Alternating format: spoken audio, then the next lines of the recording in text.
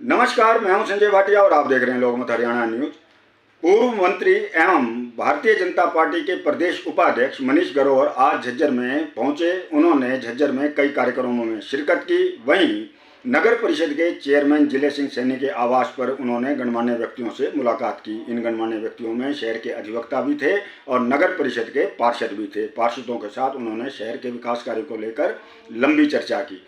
इसके बाद लोकमत हरियाणा से बातचीत करते हुए पूर्व मंत्री मनीष ग्रोवर जी ने कहा कि कांग्रेस विशेषकर हुड्डा परिवार सिर्फ आरोप लगाना जानता है, तथ्य उनके पास नहीं है। मनीष ग्रोवर जी ने दीपेंद्र हुड्डा को चेतावनी देते हुए कहा कि अगर दीपेंद्र हुड्डा के पास तथ्य हैं तो वह आमने सामने बैठकर उनसे बात करें। इसके अलावा मनीष ग्रोवर जी ने और क्या कहा, आइए सुनते हैं। हालत बड़ी खराब है भाई, जल्दी करवा दो। सर, आपका झज्जर में स्वागत है। तो आज किस कार्यक्रम के अंदर आपने यहाँ झज्जर का आगमन किया सर? आज मैं शिष्टाचार नाते हमारे बार के प्रधान श्री अजीत सोलंकी जी, हमारे जो मित्र हैं, उन्होंने 3 दिन पहले कहा था कि चाय पीने आना, तो मैं आज उनकी चाय पीने आया। चाय पीने के बहाने अभी सभी हमारे कार्यकर्ताओं से मिलना हो गया।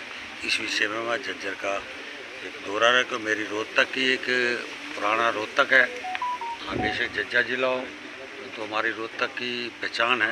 इसलिए आज पार्टी के वर्कर, हमारे चेयरमैन, पार्षद सबसे मिलना हो गया। आज आप पूर्व मंत्री भी रहे हैं और इस समय प्रदेश के उपाध्यक्ष भी हैं भारतीय जनता पार्टी के। एक राजनीतिक प्रश्न है कि पूर्व मुख्यमंत्री भूपेंद्र सिंह हुड्डा ने अभी ये दिया था बयान के 4 उप मुख्यमंत्री बनाऊंगा, 1 ब्राह्मण की तो उन्होंने घोषणा कर दी। इस बयान को आप किस नज़र से देखते हैं? शुरुआत तो उन्होंने ब्राह्मण सम्मेलन के अंदर पहले उन्होंने ब्राह्मणों को खुश करने के लिए कि मेरे बेटे को एमपी बना दो,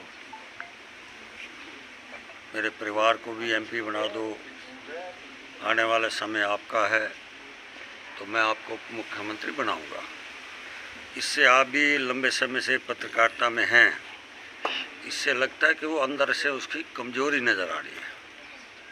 अगर जो ताकतवर आदमी होता है, जो लगता है कि हरियाणा की जनता उसको मुख्यमंत्री बनाने वाली, तो इससे साफ नज़र आ रहा है कि जनता उनको पसंद नहीं कर रही है। और सवाल मैं एक और खड़ा करता हूँ, आप उप मुख्यमंत्री की बात करते हैं। जब पंडित भगवत दयाल शर्मा मुख्यमंत्री थे, पंजाब हरियाणा बंटवारा होने के बाद, तो 3 महीने बाद उसको क्यों वहाँ से चलता कर दिया? मुख्यमंत्री ताकतवर था या उप मुख्यमंत्री ताकतवर था? इससे यही सवाल उठता है कि आप पे जनता विश्वास नहीं कर रही। आप जो भी बोलते हैं, या 10 साल का आपका कार्यकाल भी रहा है, जनता को आपने गुमराह किया है। इसलिए जनता आप पे विश्वास करने वाली नहीं है। आप 1 मुख्यमंत्री, उप मुख्यमंत्री बनाए, 4 बनाए, टोटल 14 बनने हैं।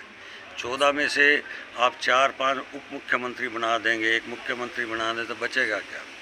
इसलिए मुझे नहीं लगता कि जिस तरह जातीय राजनीति आप करना चाहते हैं, और देश की आज़ादी के बाद लगभग कांग्रेस का शासन ही रहा देश और प्रदेश में अंदर, और आपने जातीय खेल खेले हैं। आज मैं समझता हूँ जब से देश की जनता ने मोदी जी को कमांड दी है, अब जातीय ख़त्म हो चुका है। अब जाति के हिसाब से विकास नहीं होता, विकास हर व्यक्ति का होता है, अंतिम व्यक्ति का भी होता है, और जो पूंजीपति बैठा है उसका भी विकास होता है। 140 करोड़ लोगों का विकास हो रहा है। आज के दिन जाति ख़त्म है, धर्म संप्रदाय, इसी हिसाब से विकास नहीं होता। आम आदमी का विकास हो रहा है, सबका हक मिल रहा है, सबका साथ, सबका विकास, सब पे विश्वास, ये मोदी जी का नारा है। इसलिए कांग्रेस आज फेल हो रही है, और इसलिए आज उसके नेता राहुल गांधी ने भी कहा है कि पूरे देश के अंदर, पूरे प्रदेश के अंदर जातीय जनगणना होनी चाहिए। इसलिए मैं कहना चाहता हूँ, ये वैसी पुराने ढरे पे जा रहे हैं। आज देश इनको, कांग्रेस को समझ चुका है।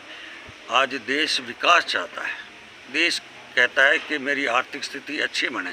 इसलिए आज भारत का किसान भी हो, व्यापारी भी हो, कर्मचारी भी हो, मजदूर भी हो, उद्योगपति भी हो, हमारी बहन महिला भी हो, आज सब मोदी जी की वर्किंग से खुश हैं।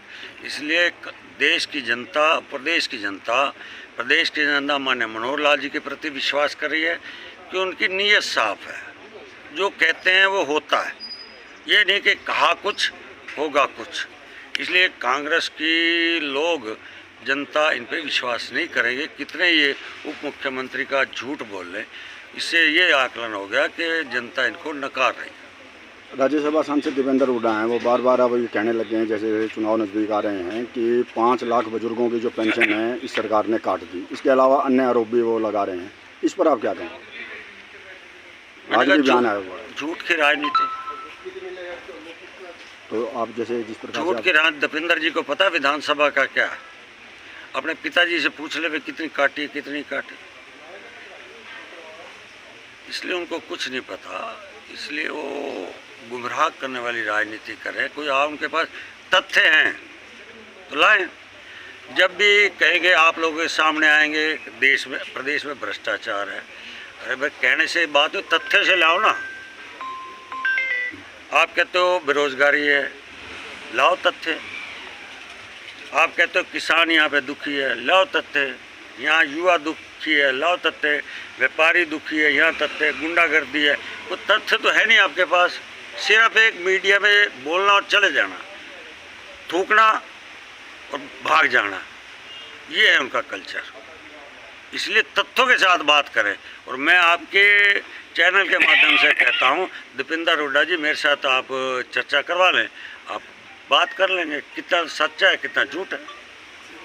चौधरी वीरेंद्र सिंह का जैसे चल रहा है, उन्होंने एक रैली भी की है, आप प्रदेश के उपाध्यक्ष हैं भाजपा के, इसको किस नज़रिए से देखते हैं? क्या वो रूठे हुए हैं, मनाया जाएगा उन्हें? नहीं, अभी भारतीय जनता पार्टी में है, अपने तरीके से उन्होंने बात रखी है। आज ही वर्तमान के बीजेपी के नेता हैं, उनका वर्चस्व है, अपनी बात रखी है, व्यक्तिगत उनकी बात थी। बाकी भारतीय जनता पार्टी तो एक लोकतंत्र की पार्टी है, हमारी केंद्रीय चुनाव समिति है, वो तय करती है। आज के दिन हमारे पास जेजेपी गठबंधन में है।